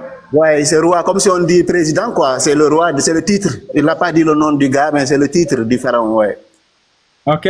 Dis-moi à quel moment il y a écrit que c'est un titre. Nous, on a compris, moi j'ai compris ça comme étant un titre parce qu'il. C'est ce que toi tu as compris. Maintenant, lui, dans le Coran, où il a mentionné, parce que dans le Coran, lui, il emploie ça comme un nom propre. Dis-moi dans quel surat il a mentionné que c'est un titre. Bah, lui, en tout cas, quand il a envoyé Moïse, c'est Pharaon. C'est comme ça qu'il l'a dit, c'est Pharaon. Et il a. Moïse, donc, à aucun moment, c'est un titre. Ah, je ne sais pas, mais en tout cas, quand il a envoyé Moïse, il a dit Moïse, va voir Pharaon, d'accord, Pharaon va lui dire qu'il y a un créateur, d'accord, de l'univers, et Pharaon, il a expliqué, Pharaon a dit, mais attends, c'est quoi cette histoire? C'est quoi cette entité dont tu parles? Il a expliqué, il a dit. Est-ce que tu sais d'où vient le mot? Attends. Maintenant, Dieu utilise, c'est Allah qui parle, n'est-ce pas? Ouais, le maître de l'univers qui parle, le tout-puissant. Est-ce que le Coran a été modifié par des gens? Non, le Coran n'a pas été modifié à notre connaissance. D'accord. Maintenant, d'accord. On retient que le Coran n'a pas été modifié. À notre connaissance. Est-ce que tu sais d'où vient le mot? D'accord. Est-ce que tu sais d'où vient le mot pharaon? Moi, je ne sais pas. Je sais que c'est le titre des rois d'Égypte à un moment donné. D'accord. Maintenant, est-ce que tu sais qu'aucun roi de l'Égypte n'avait le titre pharaon? Aucun Égyptien n'appelait son roi par Pharaon. D'accord. Et pourquoi les Occidentaux, tous, ils appellent Pharaon le Pharaon? D'où ça vient? Parce que des Grecs sont partis en Égypte, ils ne savaient pas lire l'hiéroglyphe, ils ne savaient pas parler, ils ne comprenaient pas ce que les Égyptiens disaient. Ils ont pointé le doigt vers la maison, là où habitait le Pharaon. Le type qui leur a répondu leur a dit, ça, c'est Père AA. Lui, il a dit ça, on appelle ça la maison. La maison, la grande maison, Père AA. Ils ont dit, ok, donc lui là, en fait, c'est lui Père AA. Ils ont dit, ok, Père AA. Et ils ont prononcé ça, Père AA, à force de prononcer, de déformer, ça donnait Pharaha, Pharaon, Pharaon. En grec, ça donnait Pharaon. Les Arabes qui écoutaient les Grecs ont popularisé donc le terme Pharaon, alors que ça veut simplement dire la maison. C'est comme si tu appelais le président de la France par l'Élysée, ou bien le président des États-Unis par la Maison Blanche. Ouais, comme j'entends dans les journaux, on dit l'Élysée a fait ça, l'Élysée a dit ça, ouais. Mais j'ai compris que c'était le président, quoi. Voilà. Donc, ça veut dire que si quelqu'un me dit l'Élysée a signé un contrat, l'Élysée a déclaré, j'ai compris que voilà, c'est le président Emmanuel, voilà, dont on parle. C'est pour donner un sens. C'est pas une personne, c'est là la personne qui est importante, c'est l'entité, c'est le pays, quoi, c'est le gouvernement, c'est la représentation, tu vois. Mais écoute bien ce que Pharaon a dit. Pharaon il a dit, mais qui est ton Seigneur? Il a dit quoi? C'est celui qui a donné la nature à toutes choses. Le chat, il a fait le chat, il miaule, naturellement il miaule, d'accord? Le coq, il roucoule, etc., d'accord? Il a dit, alors, c'est lui qui tue et qui donne vie, etc., etc. Bon, bref. Pharaon, à un moment donné, était convaincu. Bien, à un moment donné, les gens lui ont dit, écoute, attention, Moïse, c'est lui-là, il veut...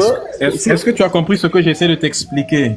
J'ai compris, oui, mais j'ai compris bien le mot Pharaon, non? Tu as compris bien le mot Pharaon, non? J'ai compris, oui. D'accord, maintenant pose-toi une question très simple. Étant donné que le mot Pharaon, c'est des Grecs qui n'ont pas pu prononcer le terme Père AA. Tu sais comment on appelait les pharaons en Égypte antique? Ouais, dis-moi, parce que j'aime bien les connaissances. Wa en Égypte antique, ça veut dire Nesut Biti. C'est comme ça qu'ils appelaient. Donc, ils disaient pas pharaon, ils disaient le Nesut Biti. Mais quelle période? Dans toutes les périodes ou il y a une période où c'était comme ça? Jusqu'à la fin. Toutes les périodes, c'était comme ça. D'accord. Toutes les périodes. Personne ne s'est jamais appelé pharaon là-bas. Maintenant, comment Allah, qui est le créateur de toutes choses, qui est omniscient, qui connaît tout, comment il n'a pas su que le roi de l'Égypte antique s'appelait Nesut Biti? Comment il a fait? Pourquoi lui aussi il reproduit la même erreur que les Grecs et il l'appelle aussi Pharaon? En plus, il fait semblant d'arabiser un peu le nom que Pharaon. Comment Allah peut-il commettre cette erreur? Peut-être que c'est pas une erreur parce qu'il y a deux solutions. Soit ce que tu as dit et ce que les Grecs ont dit, c'est vrai. À ce moment-là, peut-être que lui, je te donne un exemple, Jacob, Israël. Jacob, Dieu l'a donné un nom Israël. Israël signifie le voyageur de nous, quelque chose comme ça. Pourtant, c'est la même personne, mais il l'appelait par un deuxième nom. Mais après, les gens ont compris pourquoi il a été appelé comme ça. Il y avait un sens profond. Donc, Dieu peut appeler Pharaon parce qu'il y a un sens profond. Lui qui est omniscient, qui est savant plus que nous, qui est à un niveau supérieur à l'université, alors que nous, on est des écoliers. Peut-être que nous, on ne comprend pas pourquoi, mais il y a un sens. S'il n'y avait pas de sens, tout le monde l'aurait relevé. Et pourquoi ça n'a pas été relevé? C'est qu'il y avait une raison. Je n'ai rien compris de ce que tu viens de dire. En fait, ce que je veux dire, si on reproche Dieu de ne pas avoir trouvé le bon nom, ce que je veux dire, les détracteurs de l'islam, les savants juifs, chrétiens, machin, ils auraient relevé la même chose, ils auraient souligné, ils auraient eu raison. Mais ça n'a jamais été souligné. Ça veut dire que oui, ça a du sens eux aussi ont commis une erreur. Eux aussi ont commis une erreur. Non, peut-être c'est pas une erreur, peut-être nous on n'a pas compris, mais ça a du sens. Sinon, ça aurait été relevé, forcément. Mais si je... Mais oui, c'est vrai ce que je te dis. Si quelqu'un aussi ont commis une erreur, c'est parce que tu sais pourquoi? C'est parce que le Coran a été copié sur la Bible, qui elle-même a été plagiée sur le modèle de la Torah. Donc les uns ont copié les erreurs des autres. Vous avez copié la Bible et la Torah, et la Bible elle-même avait déjà commis cette erreur-là. Donc Allah, en fait, a copié une erreur qui se trouvait déjà dans la Bible. Non, c'est l'inverse. C'est l'inverse. C'est que, en fait, Dieu, il a envoyé le prophète pour dire attention, moi j'ai envoyé la Torah, mais il y a des gens qui se sont amusés à cacher des versets, à monnayer pour que ça les arrange, à réécrire les choses. La Bible, l'original, ça a été copié, les gens ont perdu le sens. Donc j'amène le Coran pour non seulement pour rappeler qu'est-ce qui était dans tous ces livres, toutes les vérités qui étaient dedans, et pour compléter et pour dénoncer des choses qui avaient été falsifiées ou cachées. C'est pour ça que c'est le même, c'est pour ça que je dis c'est la même entité qui a envoyé tout ça, qui répète la même chose. Et dans le fond, il n'y a pas de contradiction, parce que tous les livres, qu'est-ce qu'ils disent? C'est prier, il y a une entité qui existe, croyez-le ou croyez pas, il y a une entité qui est intelligente, qui existe, qui vous a demandé de le prier et pas une autre divinité, non seulement d'être bon, de faire des actes bons, de faire la zakat, d'aider les pauvres, et de faire le ramadan, quoi, ou le jeûne, on l'appelle, voilà, c'est ça. C'est soyez droit, soyez juste. L'entité, il a dit quoi? Je n'aime pas les injustes, je n'aime pas les menteurs. Même si vous dites que vous êtes prophète ou quoi que ce soit, si vous êtes injuste, je vais vous punir. Ne réponds pas à ce que je dis. Comment Allah peut-il reproduire une erreur? On sait que les pharaons ne s'appelaient pas pharaons. Ils s'appelaient Nesouti. Si c'est vrai, il ne s'appelait pas pharaon, c'est que lui, il a sa raison, pour laquelle il l'a dit. La preuve qu'ils ont raison, c'est que si c'était une vraie faute, les Égyptiens, les Juifs, les machins qui étaient détracteurs, les savants, ils auraient souligné ça, mais ils n'ont pas souligné ça. Ça veut dire que donc, nous, on ne comprend pas, mais il y a une raison qui est valable.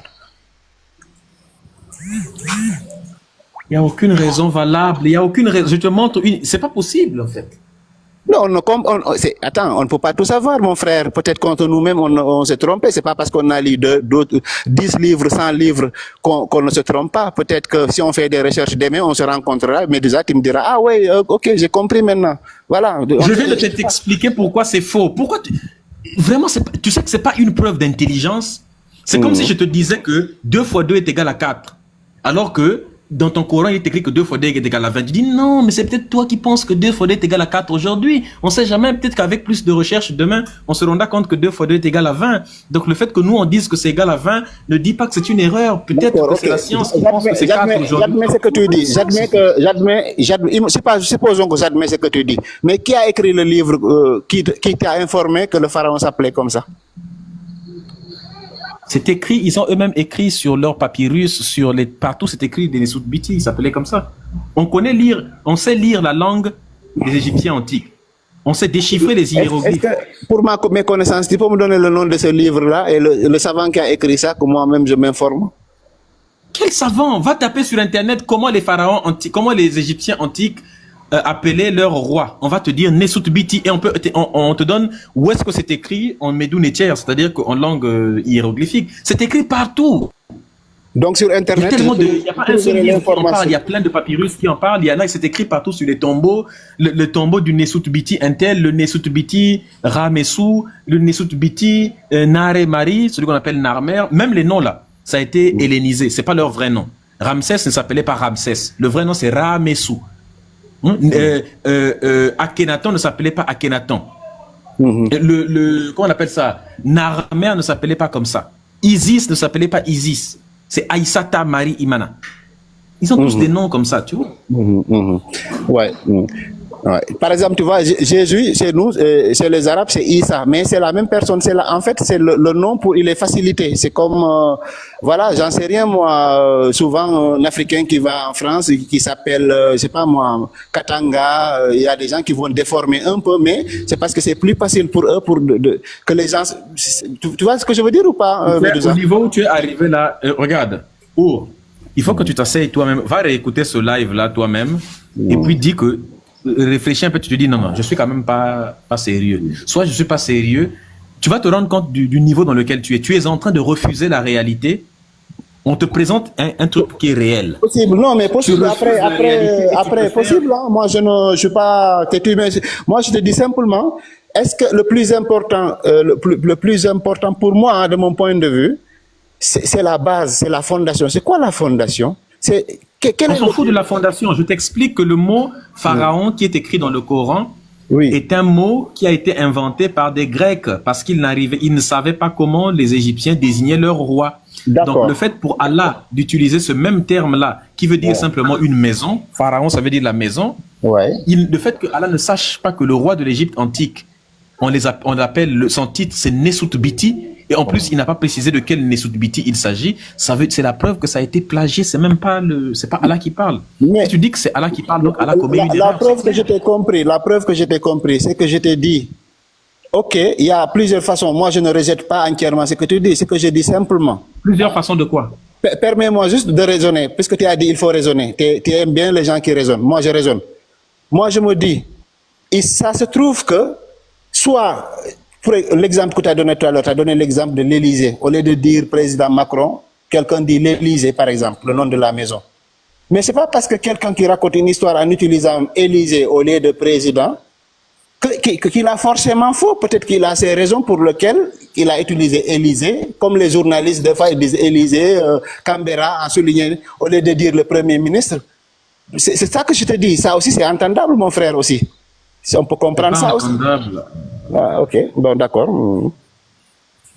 Ça veut dire, ce n'est pas une preuve pour dire quelque chose est faux parce que quelqu'un a utilisé Élysée au lieu de dire président. C'est ça, tu comprends ce que je veux dire ou pas? Est-ce que tu peux me dire le nom d'un journaliste qui a désigné Emmanuel Macron par l'Élysée? Alors, si je pouvais t'envoyer des articles... Un journaliste veut parler de Emmanuel Macron, sa personne à lui. Non, et puis il l'appelle Élysée. Oui. Moi, j'ai vu pour dire Paris, quoi, pour dire le gouvernement parisien ou le gouvernement français, ils disent l'Élysée. Est-ce que Emmanuel Macron, c'est le gouvernement? Oui, je te parle de la personne. Allah, il parle de la personne de Pharaon. Oui, la personne de Pharaon, mais le fait qu'il a utilisé, même, il n'a même pas parlé du nom de la même personne, il a utilisé même le titre. Il aurait pu dire, par exemple, Macron, mais il a dit le président. Imagine que, attends. Si je veux dire que Emmanuel Macron est une personne qui est mauvaise, je dis que Emmanuel Macron vraiment c'est une personne qui est satanique, il est mauvais. Est-ce que je vais dire que l'Élysée est satanique, l'Élysée est mauvais? L'Élysée est une personne qui n'est pas bien. Est-ce que ça a du sens? Je peux pas dire ça. Sauf si tu veux généraliser, si tu veux dire que il y a pas. Non, je généralise pas. Je parle d'Emmanuel Macron. J'ai compris. Par exemple, j'ai compris. Mais par exemple, si son premier ministre, tous les gens. Arrête de dire par exemple. Je suis fatigué des exemples débiles. Par des faits. Par exemple, arrête des suppositions. Dans le Coran, Allah dans le Coran, il dit que Pharaon est l'être qui est maudit, il vient de, voilà, il est l'être le plus proche de Satan, ainsi. Il en parle comme si c'est un être humain. Arrête de supputer, de supposer. Il s'adresse à lui, il dit que c'est l'être le plus détestable à part Satan. Il le désigne comme un être. J'ai pas entendu ça comme ça. Comme un gouvernement, ou comme un pays, ou comme une nation. Non, il le désigne comme une personne. Faut arrêter la pagaille à un moment donné. Ce que je ne comprends pas, comment à ton âge tu fais beaucoup de crampes, tu es capable de faire des acrobaties uniquement pour refuser la réalité. C'est la preuve de l'endoctrinement religieux. Quand quelqu'un fait des efforts pour refuser le réel, Non, grand Médusa, non, Qui c'est fait pas tout pour ça. refuser le réel? Toi-même, tu es philosophe, tu vois comment on discute en philosophie. Donc, c'est pas des supputations, mon frère. C'est pas La ça. philosophie, ce n'est pas la négation du réel. La philosophie, Non, c'est la un recherche de la vérité, par Voilà, définition. c'est un raisonnement, mon frère. Même toi, tu fais ça, toi-même, tu raisonnes des fois, tu dis, est-ce que ça... Parce que Mais raisonner, c'est justement ça. Chercher la raison, mais toi, tu ne cherches pas la raison. Toi, Mais tu bon. cherches, tu trouves des prétextes pour fuir la raison. Raisonner, Non. c'est trouver la raison. Toi, on te Je présente comprends. la raison et là, avec des faits. Toi, tu trouves des suppositions qui peuvent t'aider à fuir la réalité. Je te promets que non. Si tu m'as bien compris que non. Moi, je te dis comment je peux comprendre ça. Donc ça, ce n'est pas une fuir. Ça, c'est des voies de compréhension, c'est des sens. C'est pas Voilà. Il faut garder cette compréhension-là. On va faire monter un autre musulman. Sinon, avec toi, tu vas me fatiguer pour rien du tout, en fait. Merci, Quand merci on débat de- avec quelqu'un et que la personne n'est pas Merci beaucoup. disposée à accepter le réel, c'est le débat sert à rien du tout. Bah, tout le monde a Je entendu. t'ai expliqué Merci la beaucoup. réalité. Tant Ouais, que tu ne me prouves pas le contraire, ça n'a pas de sens. Toi, regarde, la différence. Toi, tu fais des suppositions. Toi, Ouais. tu dis peut-être que moi, je te dis voici ce qui est. Et c'est factuel. Ouais. Ouais. Bah, écoute, Médusa, en tout cas, merci pour la discussion. Je te laisse peut-être quelqu'un d'autre monter. On aura l'occasion en tout cas, je te remercie. Hein. Voilà. Ok, merci à toi. Merci les amis, merci. Les musulmans, les chrétiens, faites vos demandes.